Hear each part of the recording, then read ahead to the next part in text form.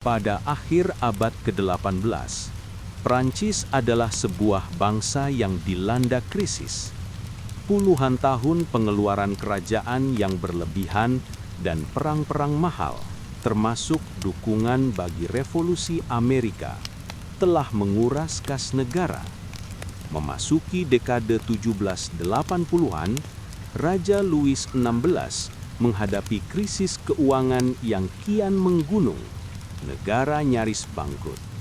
Pada saat yang sama, struktur sosial Prancis sangat kaku di bawah Ancien Regime. Masyarakat terbagi dalam 3 golongan, 3 estates. Golongan pertama, klerus, dan golongan kedua, bangsawan, menikmati tanah, keistimewaan, dan hampir kebal pajak. Sementara golongan ketiga, yang mencakup mayoritas besar penduduk, kalangan biasa dari pedagang borjuas hingga petani, memikul beban pajak Prancis yang berat. Ketimpangan ini menumbuhkan dendam mendalam. Kesulitan ekonomi memperburuk gejolak. Populasi yang tumbuh cepat. Saat itu, Prancis adalah negara dengan penduduk terbanyak di Eropa, mulai melampaui pasokan pangan. Serangkaian panen buruk, termasuk musim dingin parah pada 1788, menyebabkan kelaparan di pedesaan dan melambungkan harga roti di kota-kota. Roti adalah makanan pokok diet Prancis, dan ketika harganya meroket, rasa lapar dan amarah pun merajalela. Kerusuhan roti meletus di Paris ketika kaum miskin kota berjuang memberi makan keluarga mereka. Di desa-desa, para petani menghadapi bukan hanya kelaparan, tetapi juga beban berkelanjutan berupa iuran feodal kepada tuan tanah, sisa terakhir dari perhambaan abad pertengahan yang banyak orang harapkan dapat dihapus. Sementara itu, para pemikir pencerahan seperti Voltaire, Rousseau, dan Montesquieu selama beberapa dekade menantang gagasan monarki absolut dan mengadvokasi rasio, kesetaraan, serta hak-hak kodrati. Gagasan mereka beredar di kafe-kafe dan pamflet, menginspirasi kalangan terdidik dari golongan ketiga untuk mempertanyakan mengapa kebetulan kelahiran memberi klerus dan bangsawan seluruh kuasa. Menjelang 1789, Prancis pada dasarnya bangkrut. Utang pemerintah kerajaan telah tak terkendali dan upaya mereformasi sistem pajak diblokir oleh golongan berprivilegi. Putus asa mencari pemasukan, para menteri Louis XVI mengusulkan pemajakan terhadap bangsawan dan klerus yang dengan keras menolak menyerahkan pembebasan pajak mereka. Sementara itu, rakyat jelata tak mampu membayar lebih. Mereka sudah remuk oleh pajak tinggi dan harga pangan yang meningkat. Menghadapi kebuntuan ini, Raja Louis XVI, seorang raja yang ragu-ragu, lebih gemar berburu dan hobi memperbaiki kunci daripada mengurus pemerintahan, menyadari ia tak punya pilihan lain selain memanggil sebuah lembaga yang tak bersidang selama 174 tahun. État Général, Dewan Perwakilan 3 golongan, pada Mei 1789. Wakil dari ketiga golongan berkumpul di Versailles untuk menghadiri État Général, sebuah majelis nasional yang diselenggarakan guna mengatasi krisis fiskal. Bagi golongan pertama dan kedua, itu adalah panggilan langka kembali ke panggung politik. Bagi golongan ketiga, ini merupakan kesempatan tak tertandingi untuk menyuarakan keluhan. Sebagai persiapan, komunitas di seluruh Prancis menyusun Cahier de Doléances, daftar keluhan yang dibawa para delegasi mereka, menuntut mulai dari keadilan pajak hingga diakhirinya penyalahgunaan feodal. Harapan dan ketegangan menggantung di udara saat sidang dibuka. Banyak anggota golongan ketiga, dari pengacara borjuas yang makmur hingga petani daerah, datang dengan tekad mendorong reformasi bermakna. Mereka terinspirasi ideal pencerahan dan teladan kemenangan Amerika yang baru saja terjadi. Mereka memimpikan Perancis dengan konstitusi yang adil dan hak-hak bagi rakyat. Namun, sejak awal, aturan lama Etats General mengancam menggagalkan perubahan. Prosedur tradisional adalah pemungutan suara berdasarkan golongan, alih-alih berdasarkan jumlah kepala. Artinya, masing-masing golongan, klerus, bangsawan, rakyat jelata, memberi satu suara kolektif. Demikian pula, dua golongan berprivilegi selalu dapat mengalahkan golongan ketiga, meskipun hanya mewakili sebagian kecil populasi. Golongan ketiga menuntut satu orang satu suara, yang akan memberikan delegasi mereka yang secara jumlah lebih besar suara yang semestinya. Ketika raja dan para bangsawan menolak petisi ini, golongan ketiga mengambil langkah berani pada 17 Juni 1889 menegaskan klaim mereka mewakili Nangsa. Para delegasi golongan ketiga secara dramatis memisahkan diri dan memproklamasikan diri sebagai Majelis Nasional, Assemblée Nationale, badan legislatif baru sovereign untuk Prancis. Itu adalah tindakan pembangkangan revolusioner pada dirinya terhadap otoritas kerajaan. 3 hari kemudian, datang momen legendaris persatuan dan tekad. Mendapati diri mereka terkunci dari ruang sidang, beredar kabar raja berniat membubarkan mereka. Para delegasi Majelis Nasional berkumpul kembali di sebuah lapangan tenis dalam ruangan di Versailles. Di sana, berhimpit-himpitan dalam panas bulan Juni yang menyengat, mereka mengucap sumpah lapangan tenis, berjanji tak akan berpisah hingga mereka memberi Prancis sebuah konstitusi baru. Sumpah hikmat ini merupakan tantangan langsung terhadap kekuasaan monarki. Dalam lukisan Jacques Louis David, para delegasi digambarkan mengangkat tangan serempak, sebuah tablo elektrik dari bangsa yang sedang lahir.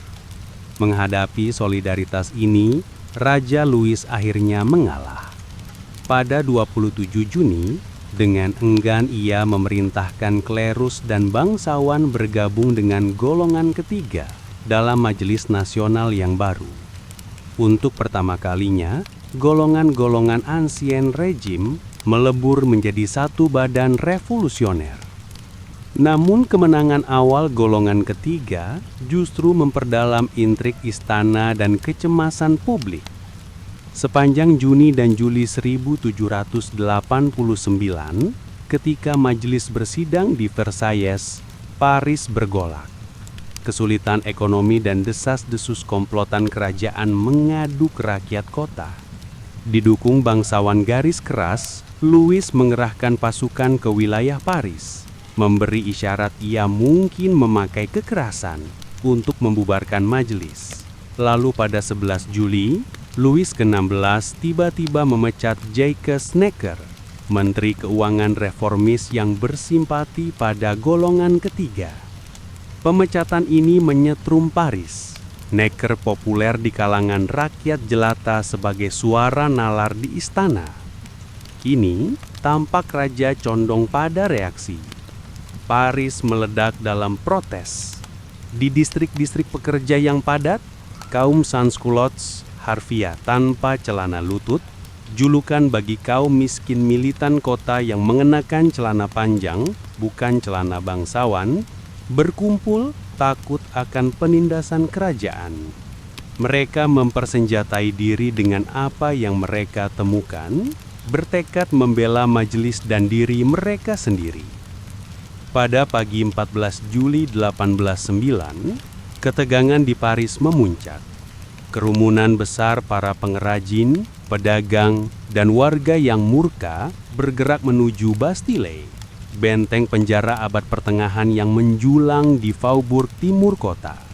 Bastille dikabarkan menahan tahanan politik dan, yang lebih mendesak, menyimpan bubuk mesiur yang sangat dibutuhkan rakyat untuk senapan yang telah mereka rebut. Suasananya elektrik dan mudah meledak. Setelah berjam-jam berhadapan, kerumunan menyerbu Bastille dan mengalahkan para penjaganya dalam pertempuran kacau. Gubernur penjara yang muram diseret keluar dan dibunuh. Kepalanya diarak mengerikan di ujung tombak melintasi jalan-jalan Paris. Runtuhnya Bastille menyebar bagai gelombang kejut di seluruh Prancis. Kemenangan rakyat yang dramatis ini menyalakan salah satu gejolak sosial terbesar dalam sejarah Barat, Revolusi Prancis. Rakyat Paris mengambil revolusi ke tangan mereka sendiri dan aura tak terkalahkan Ancien Régime pun hancur berkeping-keping. Kabar jatuhnya Bastille dan tampaknya kelemahan raja menyebar cepat. Dalam pekan-pekan berikut, anarki dan harapan mencengkeram negeri dalam kadar yang sama. Semangat revolusioner merasuki rakyat jelata, tetapi rasa takut juga demikian. Di pedesaan, periode yang dikenal sebagai ketakutan besar, Grand Peur, menyapu provinsi. Beredar rumor bahwa gerombolan perusuh bayaran kaum bangsawan menjarah wilayah, atau bahwa kaum bangsawan menimbun gandum untuk melaparkan rakyat. Panik dan murka, para petani mempersenjatai diri dan memberontak. Sepanjang Juli-Agustus 1789, para petani menyerang rumah-rumah bangsawan, membobol arsip tanah, dan membakar catatan feodal yang mencatat hutang dan kewajiban mereka. Kaum miskin pedesaan, lama tertindas oleh iuran feodal, mengambil momen pembalasan. Takut tatanan sosial seluruhnya runtuh, sebagian bangsawan lokal melarikan diri menyelamatkan nyawa. Yang lain, putus asa menyelamatkan diri, melepaskan hak-hak feodal mereka. Majelis Nasional, kini juga disebut Majelis Konstituen karena tengah menyusun konstitusi, menyadari mereka harus bertindak cepat untuk memulihkan ketertiban dan menenangkan para petani. Dalam sidang luar biasa pada 4 Agustus 1789, satu demi satu bangsawan berdiri melepaskan hak-hak istimewa kelas mereka. Menjelang fajar, majelis menghapus sistem feodal sepenuhnya, mengakhiri perhambaan, iuran senyorial, dan pembebasan pajak bagi bangsawan dan klerus. Dalam satu malam, pilar berabad-abad masyarakat Prancis tersapu. Prancis baru lahir di atas kertas, berasas kesetaraan di hadapan hukum. Untuk mematri prinsip ini, majelis beralih menyusun piagam hak. Akhir bulan itu, majelis meluncurkan salah satu dokumen terpenting revolusi, Deklarasi Hak-Hak Manusia dan Warga Negara. Dikeluarkan pada 26 Agustus 1789, deklarasi ini merupakan pernyataan lantang ideal pencerahan. Ia menegaskan bahwa manusia dilahirkan dan tetap bebas serta setara dalam hak. Ia menjamin kebebasan, kepemilikan, keamanan, dan perlawanan terhadap penindasan bagi semua warga, serta mendukung kebebasan dasar seperti kebebasan berbicara, pers, beragama, dan kesetaraan di depan hukum. Deklarasi menyatakan bahwa kedaulatan berada di tangan rakyat, bukan pada raja atas dasar hak ilahi. Prinsip-prinsip berani ini akan menginspirasi generasi-generasi berikutnya, membentuk dasar hak asasi manusia modern. Namun, realitas pada 1789 masih terbatas. Saat deklarasi dikeluarkan, sebagian warga lebih setara daripada yang lain, terutama karena hak politik tak diperluas kepada perempuan. Ia mengabaikan orang-orang yang diperbudak di koloni Prancis dan mempertahankan persyaratan kepemilikan untuk memilih dan menduduki jabatan.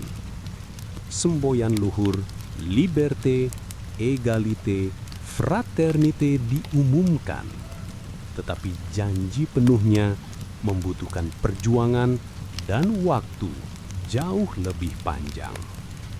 Meski visi baru masyarakat dirumuskan di Paris, krisis ekonomi tetap berlanjut.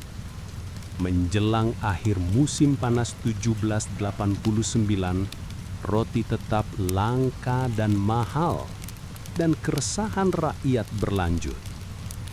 Awal Oktober, sebuah episode dramatis menegaskan daya rakyat jelata, khususnya perempuan, dalam revolusi ini. Pada 5 Oktober 1789, ribuan pedagang perempuan pasar di Paris muak dengan mahalnya roti dan putus asa memberi makan keluarga, turun ke jalan. Perempuan-perempuan pekerja keras ini yang sebelumnya berani dalam kerusuhan roti, kini memimpin revolusi. Mereka berarak dari Paris ke Istana Raja di Versailles. Sekitar 7.000 orang mengacungkan pisau dapur, senapan, dan senjata dadakan. Tiba di Versailles di bawah hujan deras, para perempuan menerobos istana, berteriak menuntut roti dan mendesak raja pindah ke Paris. Pengawal raja kewalahan oleh gelombang manusia. Para ibu bangsa yang gagah ini didukung sebagian laki-laki dan perwira Garda Nasional yang radikal, Marquis de Lafayette, menghadapi keluarga kerajaan. Keesokan harinya, Louis XVI dan Ratu Marie Antoinette pada dasarnya ditawan. Kerumunan memaksa keluarga kerajaan kembali ke Paris, diiringi arak-arakan riuh yang mengangkut gerobak gandum dan tepung ke kota. Itu momen memalukan bagi monarki.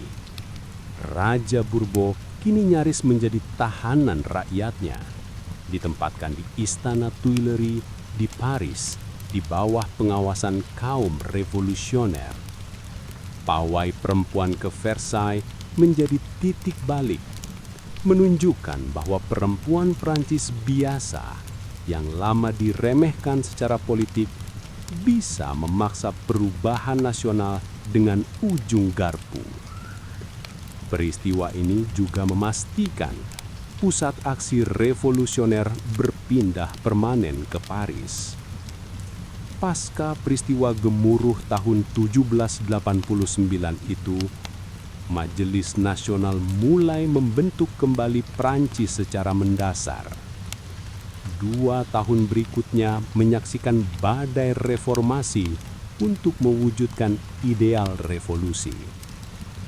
Feodalisme dihapus, hak istimewa kelas dibatalkan, dan struktur administratif Prancis dirombak. Majelis membagi negara menjadi departemen-departemen baru, mendorong pemerintahan lokal menggantikan provinsi feodal lama. Kaum revolusioner juga menoleh ke gereja Katolik yang secara tradisional berpaut dengan monarki. Untuk membantu melunasi hutang Prancis, tanah gereja, sekitar 10% tanah di Prancis, disita dan dijual. Pada 1790, Majelis mengesahkan konstitusi sipil bagi klergi, Civil Constitution of the Clergy, yang pada dasarnya mengubah gereja Prancis menjadi cabang negara. Pastur dan uskup dipilih warga dan digaji sebagai pejabat negara. Langkah sekularisasi ini mencemaskan kaum Katolik taat dan memecah klergi antara mereka yang bersumpah setia pada revolusi dan imam non-juring yang menolak. Alih-alih meneguhkan loyalitas, kebijakan ini memicu resistensi, khususnya di wilayah pedesaan yang sangat terikat iman Katolik. Secara politik, Perancis masih kerajaan, tetapi terbatasi oleh hukum-hukum revolusioner baru. Menjelang 1791, Majelis Nasional merampungkan penyusunan konstitusi baru. Konstitusi ini menegakkan monarki konstitusional dengan sebuah majelis legislatif sebagai pembuat undang-undang, mencabut kekuasaan absolut raja. Louis XVI tetap kepala negara dengan veto suspensif, tetapi kedaulatan kini secara hukum berada di tangan wakil rakyat. Sejenak, tampak kompromi dapat menenangkan revolusi. Sementara Raja Louis XVI tetap kepala negara nominal, Majelis Nasional memegang seluruh kekuasaan legislatif. Perancis akan menjadi monarki terbatas, mirip sistem Inggris, jika raja bekerja sama. Namun peristiwa segera menunjukkan kepercayaan antara raja dan revolusi telah rusak tak dapat diperbaiki. Banyak bangsawan telah melarikan diri ke luar negeri sebagai emigre dan merencanakan kontrarevolusi. Ratu Maria Antoinette, putri permaisuri Austria, diam-diam berkirim surat dengan keluarganya demi memulihkan kewibawaan kerajaan. Pada malam 20 Juni 1791, raja sendiri mencoba pelarian nekat. Menyamar dan bermodalkan surat palsu, Louis XVI dan keluarganya kabur dari Paris, berniat mencapai pasukan loyal di perbatasan timur. Namun, pelarian keluarga kerajaan itu gagal. Mereka dikenali di jalan. Konon seorang kepala kantor pos mengenali wajah raja dari gambar di koin dan ditangkap di Varennes dekat perbatasan. Diarak kembali ke Paris dengan noda aib, Louis kini dipandang luas sebagai pengkhianat bagi tujuan revolusi. Upaya kabur ke Varennes menghancurkan ilusi terakhir bahwa raja bisa dipercaya. Seorang delegasi pun mencatat getir, sang raja meninggalkan mahkotanya di pinggir jalan. Pengkhianatan kerajaan ini meradikalisasi rakyat. Seruan untuk republik yang dulu hanya disuarakan pamflet terpaling ekstrim mulai menyebar. Di Majelis Legislatif bersidang Oktober 1791 menggantikan Majelis Nasional, muncul faksi-faksi dengan visi masa depan Perancis yang tajam berbeda. Di satu sisi, ada kaum revolusioner moderat seperti Girondin. Disebut demikian karena banyak pemimpinnya berasal dari wilayah di Gironde. Girondin berjiwa republikan, tetapi khawatir akan pengaruh memuncak sans-culottes Paris dan masa radikal. Mereka menganjurkan penyebaran ideal revolusi ke seluruh Eropa dan berhasrat berperang melawan para raja Eropa, baik untuk membela Prancis maupun menyatukan negeri dengan tujuan bersama. Di sisi lain, ada anggota klub Jacobin yang lebih radikal, khususnya faksi gunung, Montagnard, karena kursi mereka yang tinggi di ruang sidang. Para pemimpin Jacobin, Maximilien Robespierre, Georges Danton, dan jurnalis berapi-api Jean-Paul Marat sangat mencurigai raja dan kaum bangsawan. Mereka kurang antusias perang besar. Robespierre awalnya menentang perang, menduga kekalahan akan menguatkan monarki, tetapi lebih bertekad menangani ketimpangan ekonomi dan mendorong revolusi ke arah yang lebih demokratis dan sosial. Kaum Jacobin bersekutu erat dengan sans-culottes Paris dan siap menggunakan tekanan massa bahkan kekerasan untuk mencapai tujuan. Sementara itu, konteks internasional kian mengancam. Para raja Eropa menyaksikan gejolak Perancis dengan ngeri dan panik, takut bara revolusioner menular ke rakyat mereka.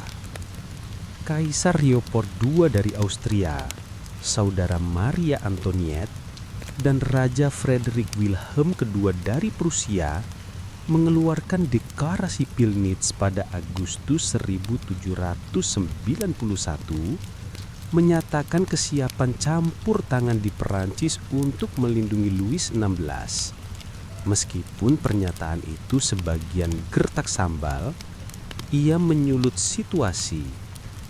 Banyak anggota majelis Perancis, terutama Girondin, menyambut konfrontasi dengan raja-raja asing, yakin perang akan mengekspor revolusi dan membongkar para pengkhianat di dalam negeri. Maka, pada April 1792, Perancis menyatakan perang terhadap Austria dan Prusia segera bergabung melawan Perancis. Perang revolusi Perancis pun pula mulai, dan dalam satu atau lain bentuk akan berlangsung lebih dari 2 dekade. Malangnya bagi Perancis, perang bermula dengan buruk. Tentara Perancis yang kacau dan sering dipimpin perwira bangsawan berloyalitas diragukan, menderita kekalahan awal. Pasukan Austria dan Prusia menginvasi, bergerak ke tanah Perancis, dan melontarkan ancaman nyata. Manifesto Adipati Brunswick pada Juli 1792 bahkan mengancam Paris dengan kehancuran jika keluarga kerajaan disakiti. Tekanan eksternal ini ibarat bensin yang disiram ke api revolusi. Memasuki musim panas 1792, Paris berada dalam ketegangan dan paranoia tinggi. Dengan tentara asing mendekat dan rumor pengkhianatan beredar, terutama tentang raja dan ratu bersekongkol dengan musuh, faksi adikal memutuskan menyerang terlebih dahulu. Pada 10 Agustus 1792, massa Sansculottes dan Garda Nasional Simpatis menyerbu istana Tuileries tempat Louis dan keluarganya tinggal. Dalam pertempuran sengit, ratusan pengawal Swiss yang membela raja tewas oleh para pemberontak. Monarki digulingkan dengan kekerasan. Majelis legislatif dipaksa oleh pemberontakan, menangguhkan fungsi Louis XVI dan memenjarakan keluarga kerajaan. Untuk kedua kalinya, kerumunan Paris mengubah jalannya revolusi lewat kekerasan. Pasca pemberontakan 10 Agustus ini, babak baru dimulai. Sebuah konvensi nasional akan dipilih melalui hak pilih laki-laki universal untuk menyusun konstitusi republik. Prancis kini pada hakikatnya adalah republik yang menunggu pengesahan. Saat Republik Prancis pertama lahir, beberapa hari tergelap revolusi pun tersingkap.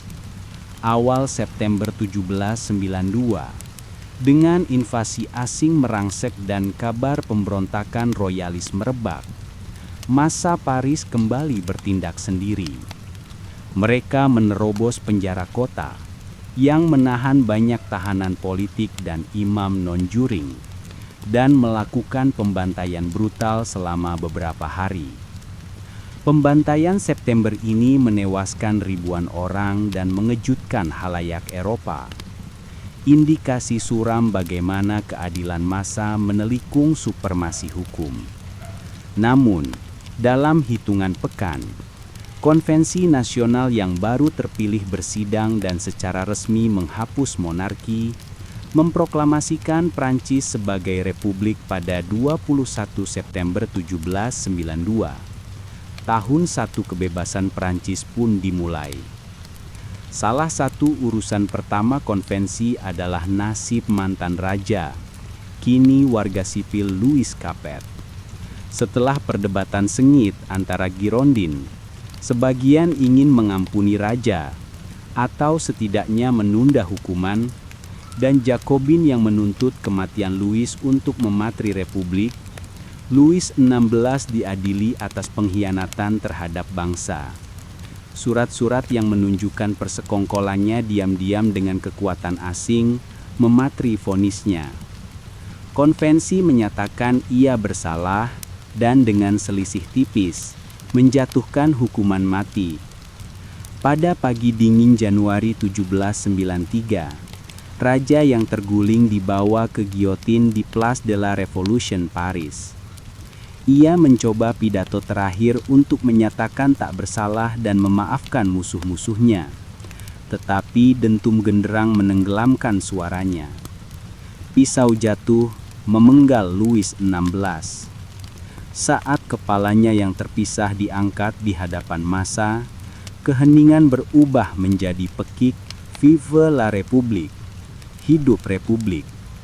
Eropa pun terperangah. Prancis mengeksekusi rajanya, sebuah regisida yang mengirim pesan tegas bahwa tatanan lama telah berlalu. Republik Prancis pertama kini berdiri menantang, namun dikepung musuh dari luar dan dalam.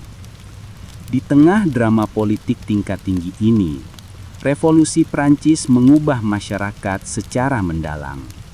Tahun 1793 akan menguji sejauh mana janji kebebasan dan kesetaraan benar-benar menjangkau semua orang di Prancis.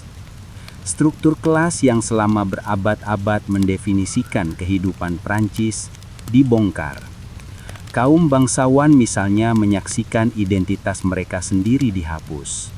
Pada Juni 1790, majelis melarang gelar turun-temurun. Warga negara menjadi satu-satunya panggilan terhormat. Banyak bangsawan melarikan diri sebagai emigre. Perkebunan mereka disita pemerintah revolusioner. Yang tertinggal menghadapi kecurigaan atau lebih buruk lagi. Menjelang 1793, sekadar berasal dari keluarga bangsawan bisa mengantar seseorang ke penjara atau tiang penggal. Monarki Bourbon yang megah lenyap, dan beserta itu etiket rumit istana Versailles.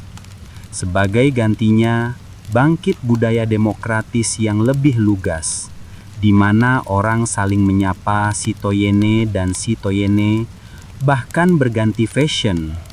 Kaum sansculottes bangga memakai celana panjang dan topi sederhana untuk membedakan diri dari bangsawan berbalut sutra masa lalu. Bagi rakyat jelata Prancis, revolusi membawa perubahan yang mengangkat sekaligus tantangan keras. Para petani, khususnya, meraih sebagian harapan lama mereka.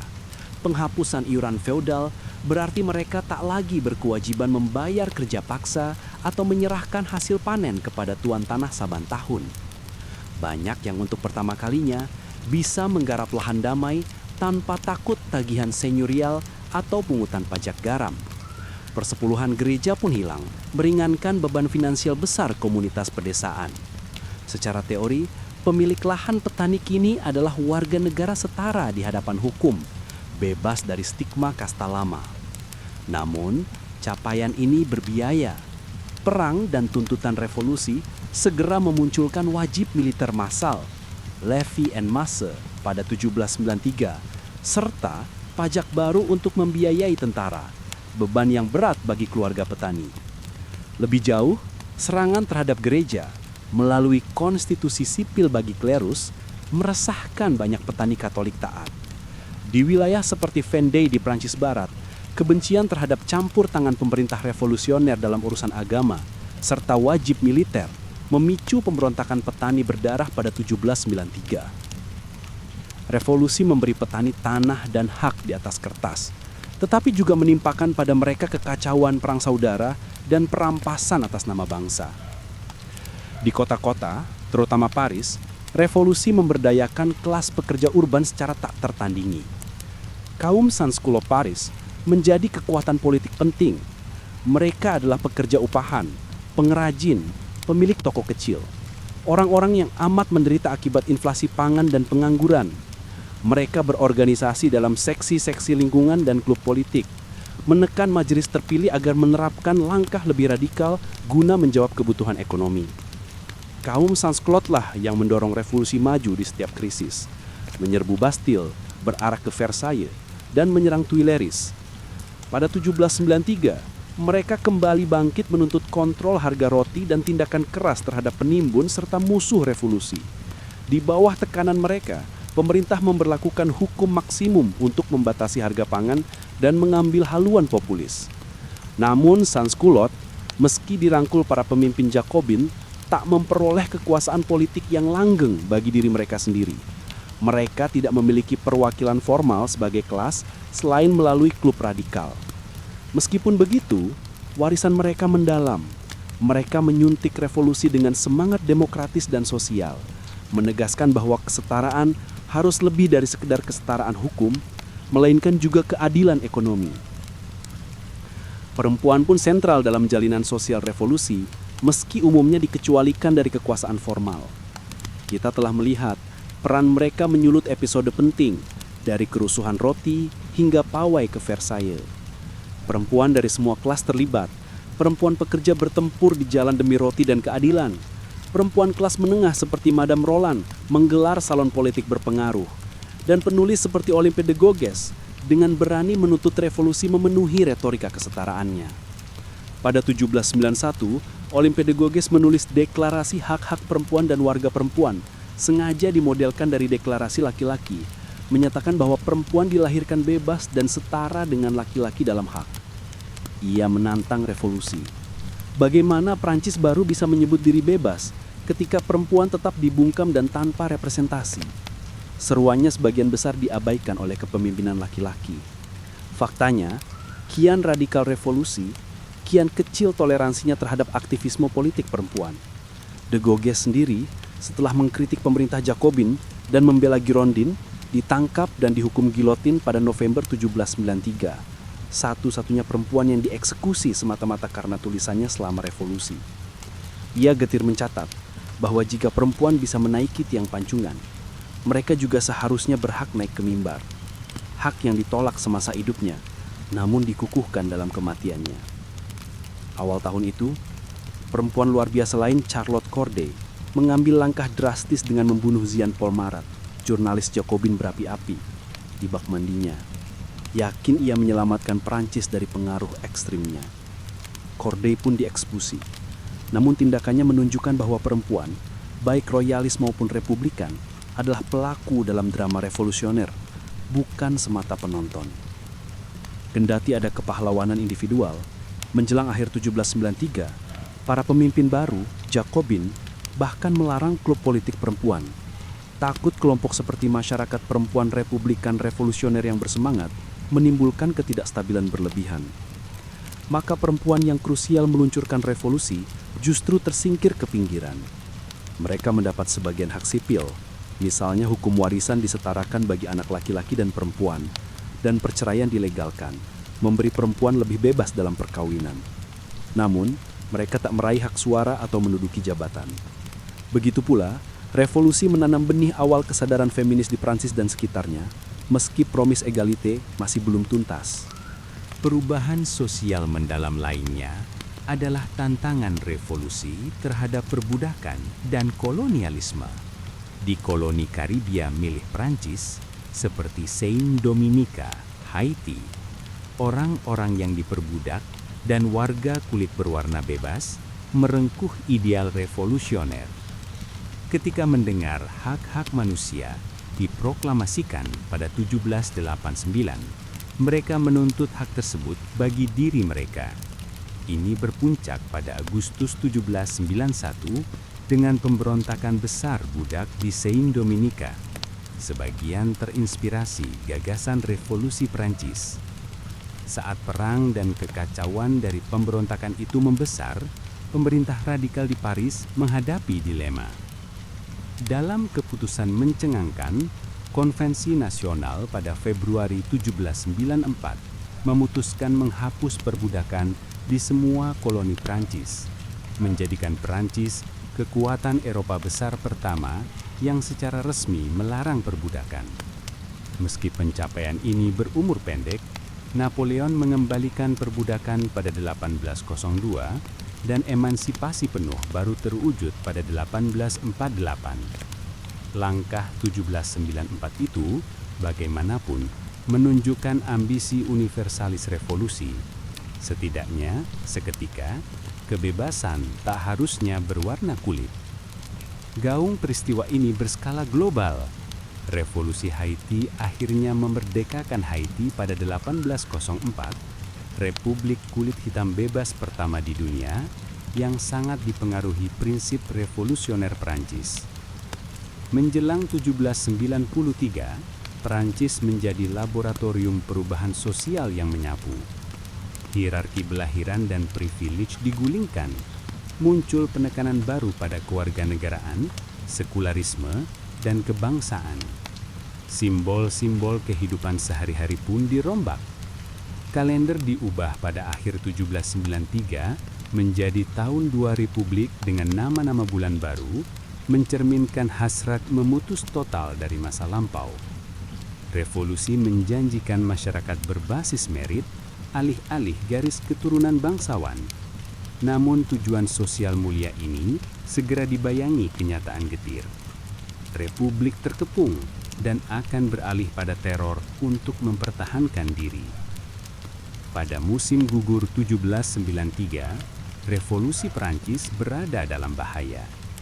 Negara itu berperang melawan koalisi kuat monarki Eropa, Britania Raya, Austria, Prusia, Spanyol, dan lainnya yang berniat menghancurkan Republik Prancis yang baru. Di dalam negeri, perang saudara dan kontra-revolusi berkobar di Vendée, Lyon, dan wilayah lain ketika kaum royalis, pemberontak Katolik, atau kaum federalis, pendukung otonomi regional yang lebih besar melawan Paris, bangkit melawan pemerintah revolusioner. Ekonomi berantakan, dengan kekurangan pangan dan inflasi menyebabkan nestapa meski ada kontrol harga. Di Paris, sanskulot radikal menuntut tindakan keras terhadap siapapun yang dicurigai mengkhianati revolusi. Dalam suasana takut dan fanatisme ini, kepemimpinan revolusi jatuh ke tangan kaum radikal paling tak kenal kompromi, yang percaya hanya tindakan tanpa ampun dapat menyelamatkan Prancis dari keruntuhan. Konvensi nasional kini didominasi faksi Jacobin setelah menyingkirkan dan menangkap Girondin yang lebih moderat pada Juni 1793, membentuk komite perang yang kuat. Komite Keselamatan Publik atau Committee of Public Safety. Komite beranggotakan 12 orang ini dipimpin tokoh seperti Maximilien Robespierre, Louis Sanjus, dan Georges Couthon secara efektif menjadi pemerintah eksekutif.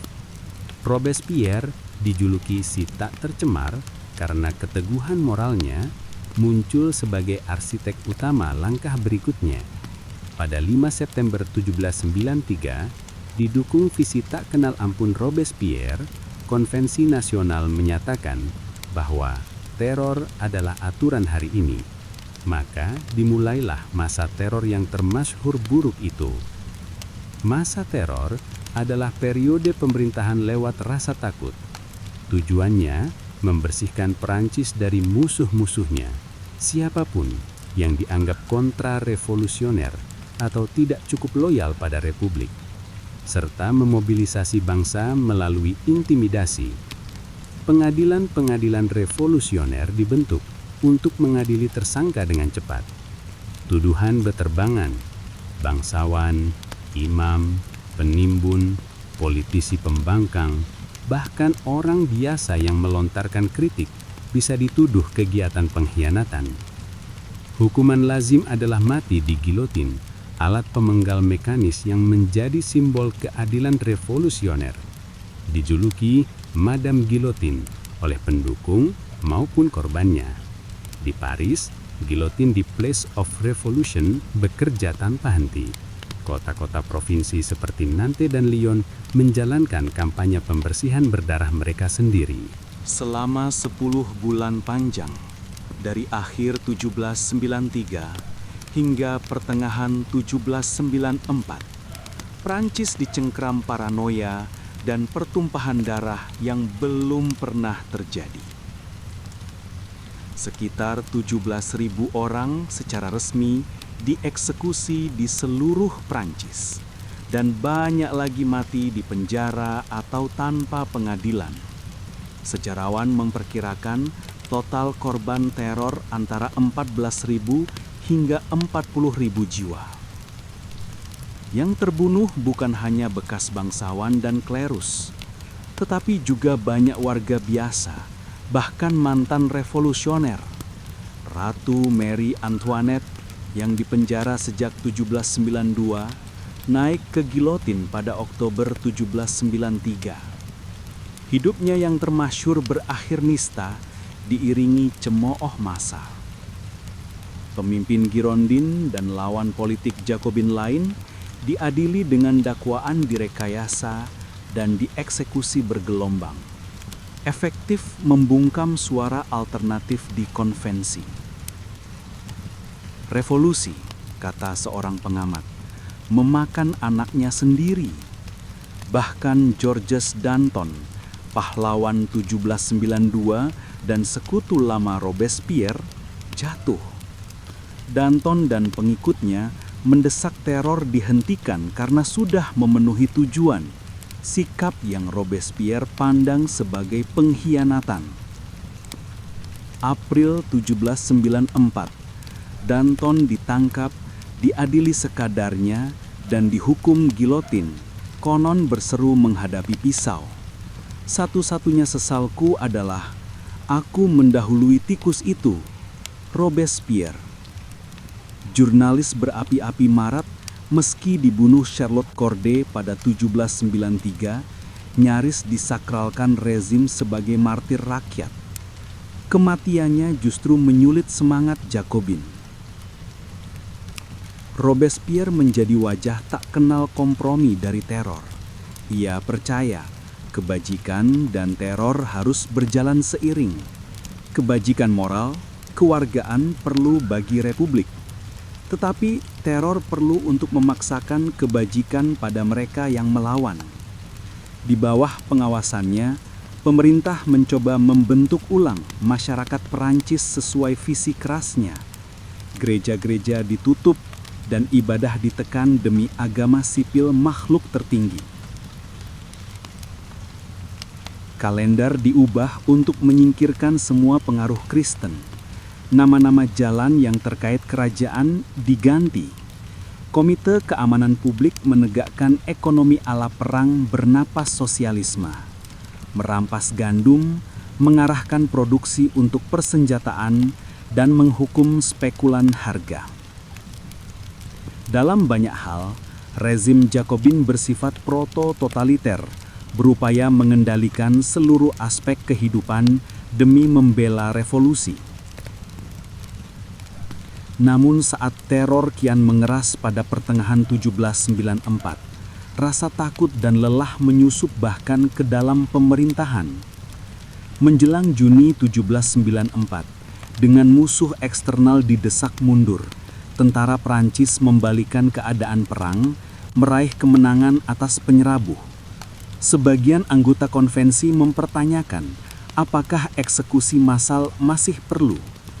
Tapi justru pada bulan itu, Robespierre meloloskan hukum 22 prairial yang semakin menyederhanakan persidangan dan pada dasarnya mencabut hak terdakwa, mempercepat mesin kematian.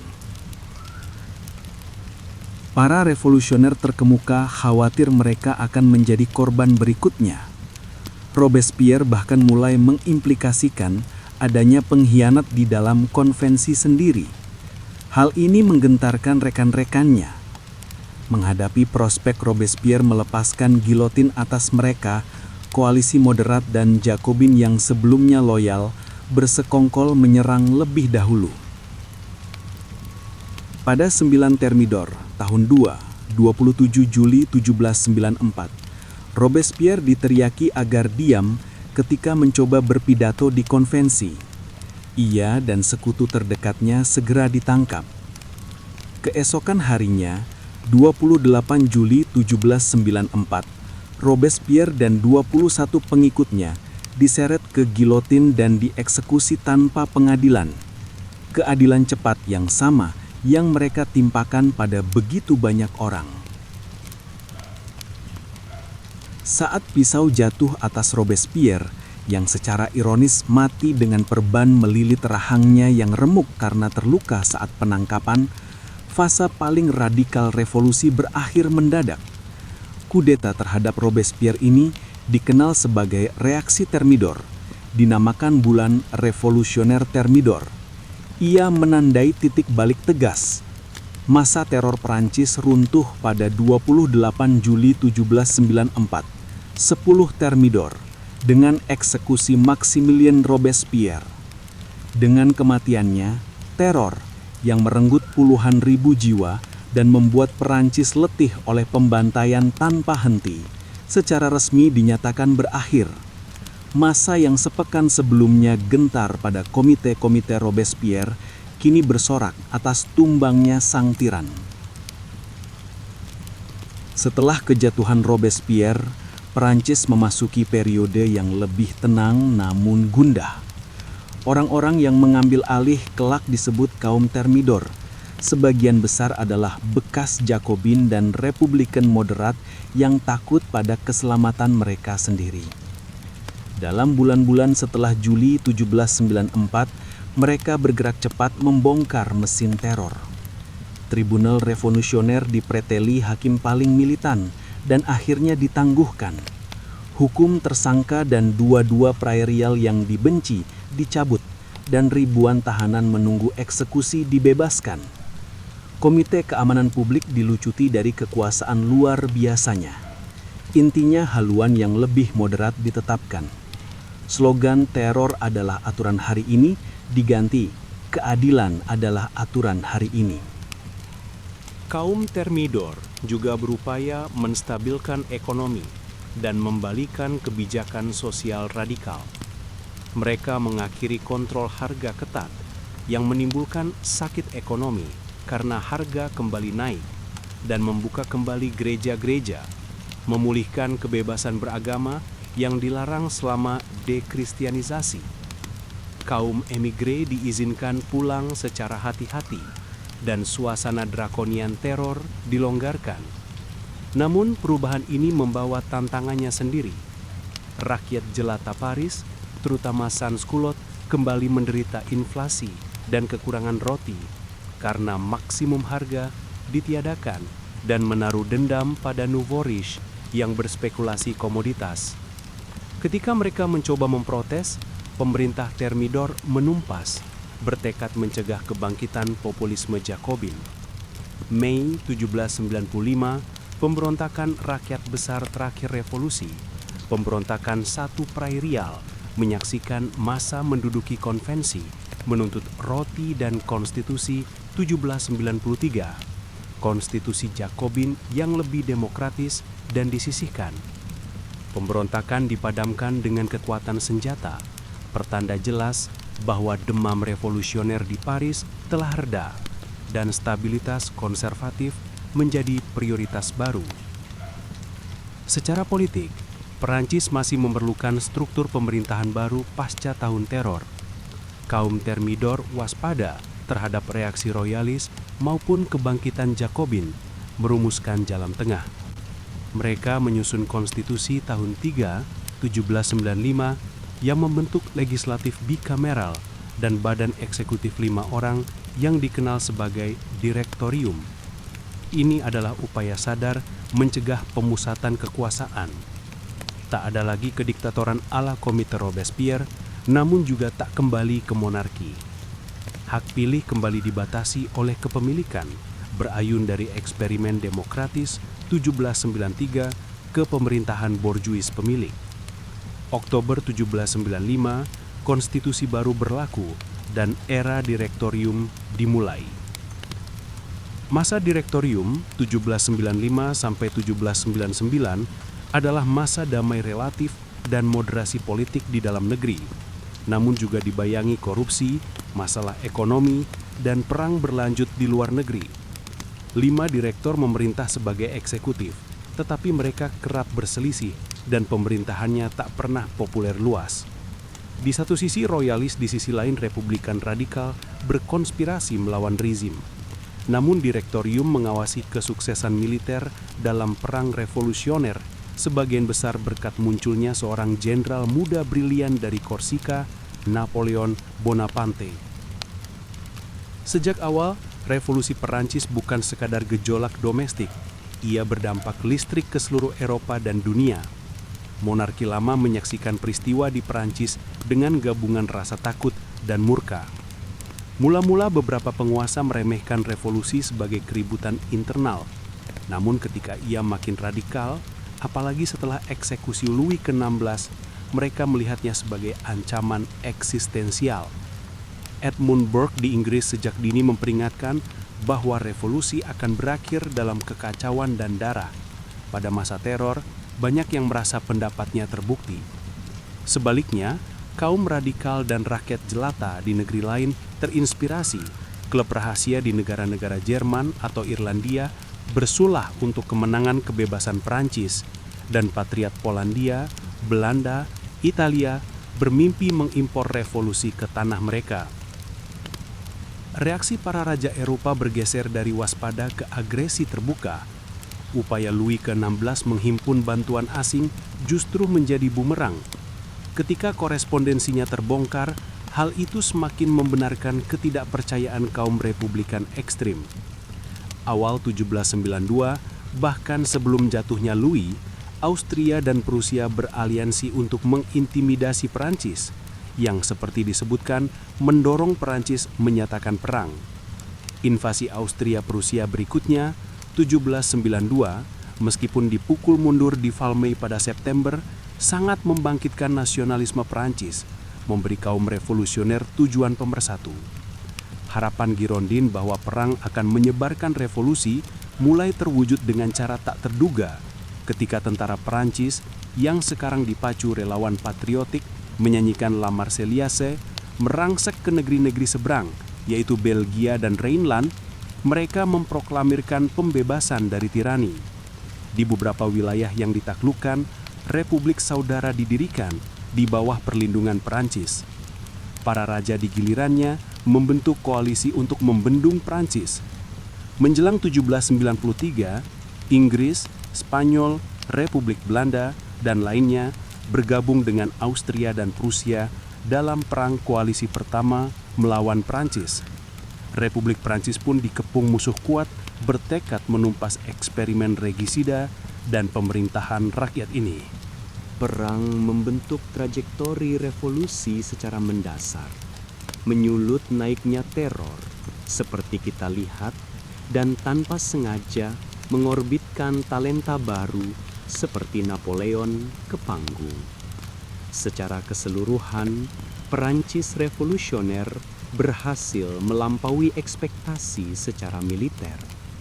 La Fe en masse, wajib militer massal, menggembungkan jumlah pasukan Perancis ke skala belum pernah ada, menjadikan perang sebagai ikhtiar nasional total. Menjelang 1795, Perancis telah menangkis serangan awal koalisi pertama dan bahkan berbalik ofensif, menaklukkan wilayah sepanjang perbatasannya.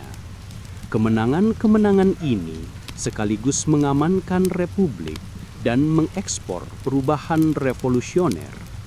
Feodalisme dihapus di tanah pendudukan, hak-hak manusia diproklamasikan, dan Republik Saudari seperti Republik Batavia di Belanda dan Republik Cisalpine di Italia didirikan. Para penguasa tradisional dan kaum konservatif di Eropa memandang ngeri wabah Perancis yang menyebar. Bagi mereka, revolusi adalah doktrin berbahaya yang mengancam seluruh otoritas mapan.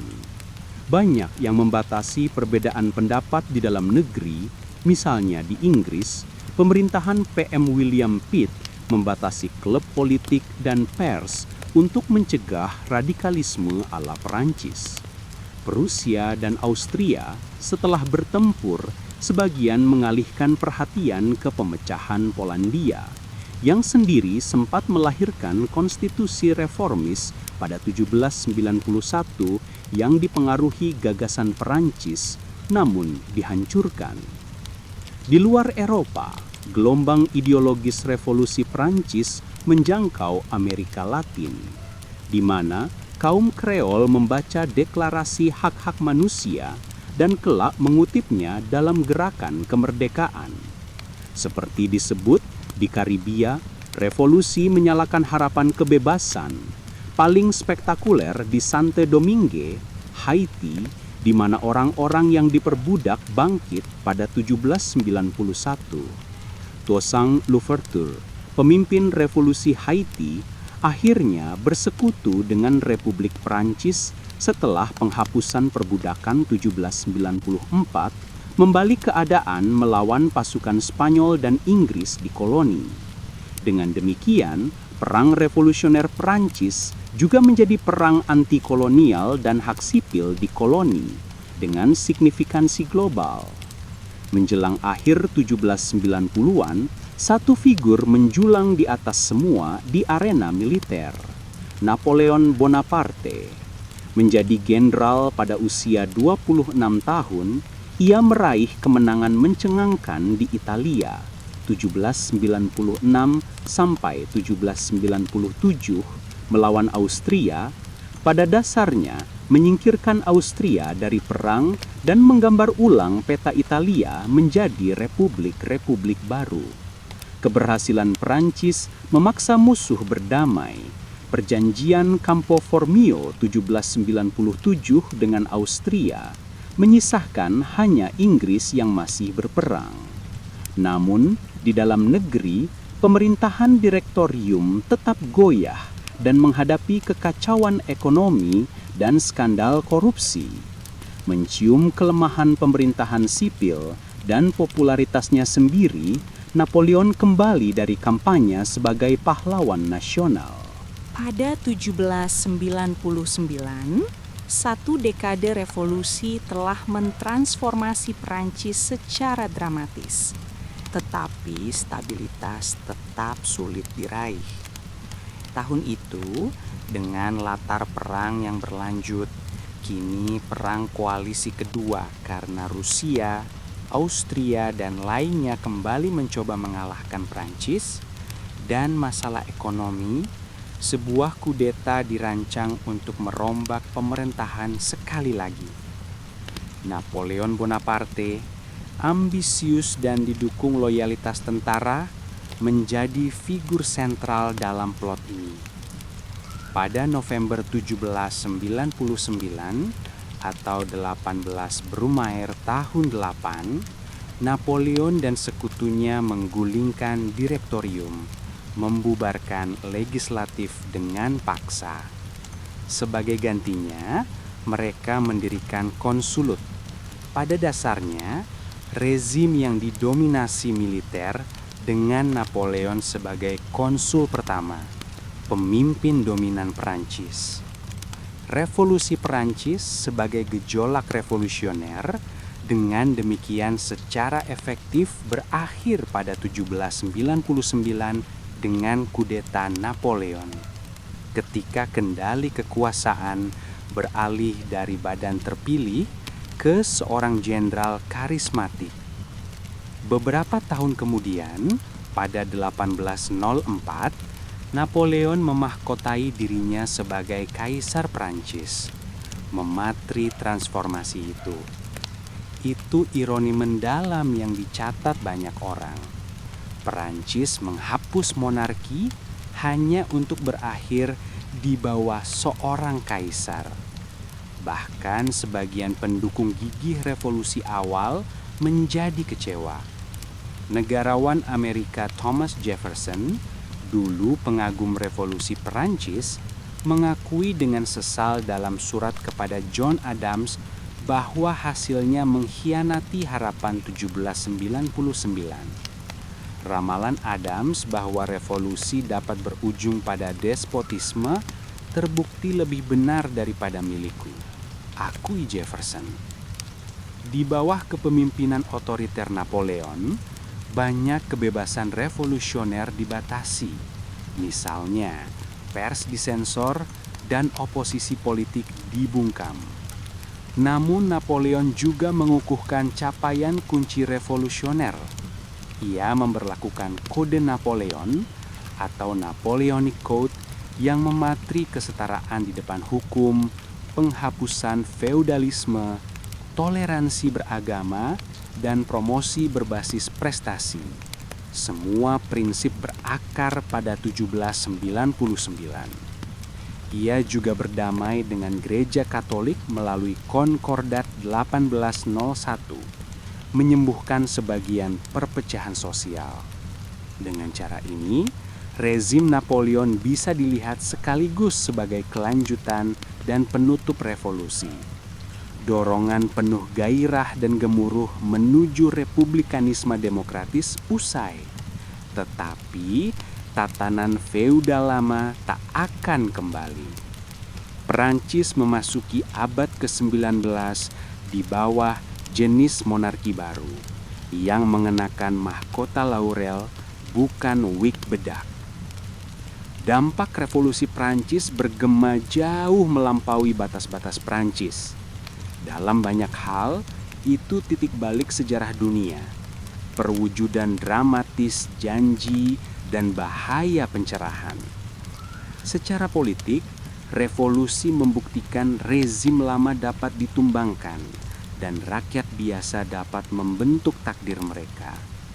Walau akhirnya melahirkan seorang kaisar, gagasan-gagasan yang memantik 1799 tak pernah mati.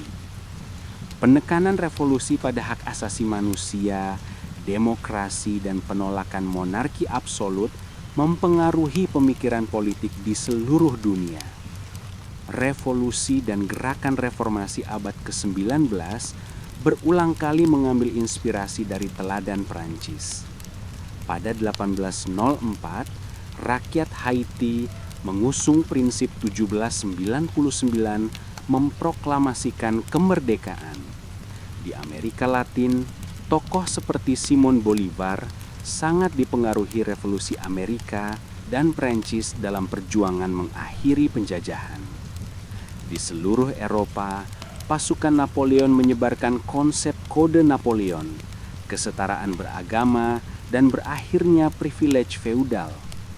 Kendati reaksi menang pada 1815 dengan kejatuhan Napoleon, jin nasionalisme dan liberalisme telah keluar dari botol dan tak pernah bisa ditekan sepenuhnya. Dekade-dekade berikutnya, gelombang revolusi 1830 dan 1848 kembali menantang monarki, sering secara eksplisit mengutip ideal revolusi Prancis. Peta Eropa dan pola pikir warganya berubah tak dapat diurungkan. Revolusi memperkenalkan gagasan modern tentang kewarganegaraan. Rakyat sebagai warga dengan hak dan kewajiban, bukan subjek raja jauh di sana. Ia memopulerkan konsep nasionalisme saat warga Prancis bangkit membela La Patrie, tanah air menghadapi invasi asing. Pekik revolusioner Liberté, Égalité, Fraternité menjadi slogan universal kebebasan, bergema dalam perjuangan di setiap benua. Bahkan pemerintah konservatif menerapkan beberapa reformasi untuk meredam gejolak. Misalnya, perbudakan tani secara bertahap dihapus di sebagian Eropa pada awal abad ke-19 karena model feodal telah kehilangan legitimasi. Gagasan konstitusi tertulis yang menjamin hak menjadi standar kian lazim bagi negara modern, secara langsung dipengaruhi model Prancis dan Amerika. Secara budaya dan sosial, revolusi Prancis menggerakkan pengejaran kesetaraan di berbagai ranah. Ia mengubah cara pandang tentang kewarganegaraan, kebangsaan, bahkan peran gender. Walau capaian politik langsung bagi perempuan sedikit, perdebatan hak perempuan yang disulit figur seperti De Gouges pada akhirnya memupuk gerakan feminis abad-abad berikutnya. Penghapusan perbudakan pada 1794 meski dibalik dan kemudian diberlakukan permanen pada 1848, menjadi mercuara yang menandai gerakan anti perbudakan global abad ke-19. Revolusi juga memupuk gagasan kesejahteraan sosial. Selama teror, pemerintah melakukan upaya tak lazim, meski lahir dari paksaan, untuk mengendalikan harga dan memasok roti bagi kaum miskin. Menanam benih awal ide bahwa negara seharusnya memastikan kesejahteraan dasar warganya. Singkatnya, warisan revolusi Prancis sangat besar. Ia meletakkan fondasi pemikiran politik modern dan menginspirasi gerakan masa depan untuk keadilan dan reformasi. Deklarasi haknya menjadi template dokumen HAM internasional, penegasannya tentang kedaulatan rakyat menjadi batu penjuru demokrasi modern. Bahkan kegagalan dan eksesnya, teror, kediktatoran Napoleon, mengajarkan pelajaran abadi tentang bahaya fanatisme tak terkendali dan rapuhnya ideal liberal di bawah tekanan. Revolusi Prancis dimulai dengan harapan dan kelaparan. Harapan akan masyarakat yang lebih adil dan kelaparan harfiah dari kerusuhan roti, dan berakhir dengan seorang pemimpin militer berkuasa. Namun dalam satu dekade guncangan, 1789 sampai 1799, revolusi mengubah Prancis secara total dan mempengaruhi dunia dengan cara yang jauh melampaui giotin atau masa pemerintahan Napoleon. Prancis keluar dari periode revolusioner tanpa raja absolut, tanpa feodalisme, dan dengan konsepsi masyarakat yang sepenuhnya baru. Gagasan tentang hak warga, pemerintahan konstitusional, dan identitas nasional berakar di Prancis dan menyebar. Rakyat Prancis tak akan lagi menerima bahwa raja memerintah atas hak ilahi. Sistem golongan tak akan kembali. Sebagai gantinya, berdiri prinsip kesetaraan, setidaknya di antara laki-laki, dan merit. Bagi rakyat Prancis, revolusi adalah masa gejolak nyaris tak terbayangkan. Mereka mengalami kelaparan, perang, kekacauan politik, dan kelahiran kembali sekaligus. Keluarga yang dahulu petani terlilit menjadi pemilik tanah. Individu dari kelahiran sederhana naik ke posisi kuasa dalam ketentraan dan pemerintahan. Sebaliknya, keluarga bangsawan kuno tercerai-berai atau hancur. Warga Prancis biasa belajar rasa berdaya baru, menyanyikan lagu patriotik seperti La Marseillaise, dan percaya bahwa mereka sendiri dapat menuntut keadilan dan perubahan. Namun pemberdayaan ini dibarengi trauma. Teror meninggalkan luka mendalam dalam ingatan nasional. Peringatan bagaimana idealisme revolusioner dapat meluncur menjadi penindasan. Di seluruh dunia, para pengamat menyadari 1789 menandai putus dari masa lampau. Revolusi Prancis membuktikan bahwa prinsip-prinsip pencerahan bukan sekedar filsafat abstrak, melainkan mampu mencabut tatanan sosial dari akarnya. Para raja dan elit berprivilege dimanapun diperingatkan. Demokrasi modern seperti yang kita kenal berutang banyak pada tungku Prancis ini. Bahkan konsep kiri dan kanan dalam politik, bendera tricolor sebagai simbol kenegaraan liberal, negara sekuler, dan bahasa universal hak asasi manusia, semuanya menjejak warisan revolusi Prancis. Pada akhirnya, revolusi Prancis adalah drama yang tragis, menginspirasi dan kompleks, salah satu drama terbesar dalam sejarah Eropa. Memang ia dimulai dengan sorak gembira saat runtuhnya Bastille, melambung dengan deklarasi hak universal, lalu terperosok ke kegelapan masa teror, hanya untuk berpuncak pada sebuah kekaisaran baru. Ia didorong pemimpin visioner dan masa yang bergelora, oleh risalah filosofis dan nubuat berapi-api, oleh perempuan dan laki-laki dari setiap kelas yang naik ke panggung sejarah.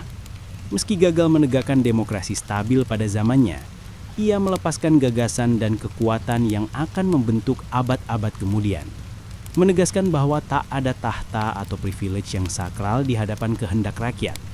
Seperti ditulis sejarawan abad ke-19, Jules Michelet, Prancis menjadikan dirinya rasul hak-hak kemanusiaan. Pesan kebebasan dan kesetaraan revolusi Prancis terus bergema, menyemangati kaum tertindas lama setelah meriam Valmy dan Waterloo bungkam. Kesimpulannya, revolusi Prancis berdiri sebagai bab monumental dalam kisah manusia, sekaligus peringatan dan suluh. Ia menunjukkan bagaimana perempuan dan laki-laki biasa, di gerakan ketidakadilan dan harapan, dapat mencipta ulang dunia. Ia juga menunjukkan bagaimana nafsu revolusi dapat berputar menjadi fanatisme dan pertumpahan darah. Dunia yang terbit sesudahnya tak terbantahkan baru. Ideal 1789, betapa babak belur pada 1794, tetap hidup menginspirasi gerakan perubahan di seluruh Eropa dan dunia. Jiwa revolusi Prancis hidup dalam setiap perjuangan demi demokrasi, hak asasi manusia, dan keadilan sosial yang menyusul. Dan kisahnya, syarat drama tinggi dan pelajaran tajam, terus memikat dan mendidik, mengingatkan kita akan dahsyatnya kekuatan rakyat dan tanggung jawab mendalam yang menyertai usaha mencipta ulang dunia.